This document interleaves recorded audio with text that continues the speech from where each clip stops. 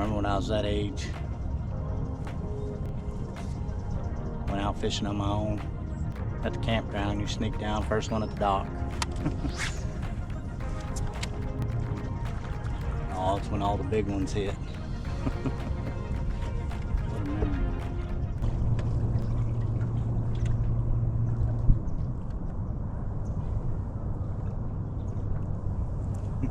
The boy said, "Don't cast over my line." Boy, I remember. Does that not remind you of... Y'all can't hear these kids down here. They're standing on a dock. Clearly, they're camping. Parents are probably still in bed. Oh, I miss those days. Tell y'all a little story. When I was a kid, I remember one morning I got up and I was the first one out there fishing just like they were. I was on Otter Lake in Wisconsin.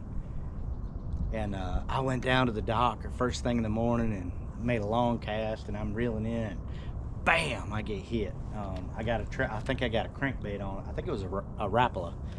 And I'm reeling it in, and this thing is fighting like crazy. I don't know what I got, but I know it's big. And I get it all the way in. It's two fish, one on the front, one on the back hook, and I'm screaming and hollering and all excited, and I pull them out of the water, and I run all the way up with that fishing pole and them fish dangling all the way up to the cabin or to the camper, and wake my parents up and tell them. And they were mad because they were getting woke up. It was like 5:30 in the morning, something like that. And man, I'll never forget that memory, because it was just a childhood dream. And that's really kind of where a lot of this started, little camping trips like that where you did something on your own.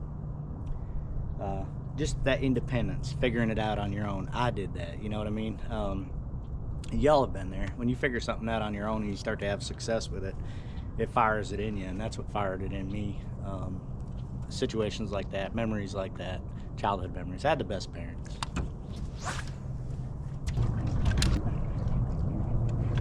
There's another time I was out there fishing like that, and sorry. Went out there early in the morning, and I don't remember what lake we were on. I think it might have been Otter. I don't know. We did a lot of camping at Otter Lake. And I ran out there first thing in the morning, made a cast, caught like a 2-pound bass. To me, that was like a 10-pounder.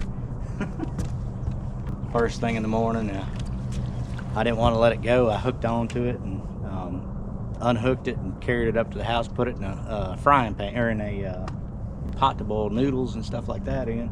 I laid it in that pot, and I added water to it. And now I'll tell you, we're talking about a 2-pound, 2.5-pound bass sitting in a little spaghetti pot pan that you make spaghetti noodles out of.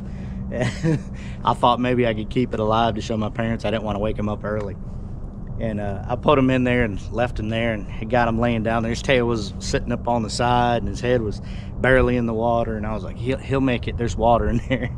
And I left him there and ran back down. I started fishing again, and forgot about time. I was probably down there an hour before my parents got up. I run back up there, and this fish had flopped out, obviously, onto the ground. It was dead, and I felt so bad. I think I was probably around 10 or 11 years old, maybe at the time, and I was crying. I felt so bad because I wanted to let it go. I didn't want to keep it, but I wanted to show my parents and didn't want to wake them up. So those are the kind of memories that every kid needs to have. So I encourage you to go out and go camping. You know, get out there and do stuff like that, because I'm 47 years old. That happened when I was 8 or 9 or 10, and I still remember it like it was yesterday.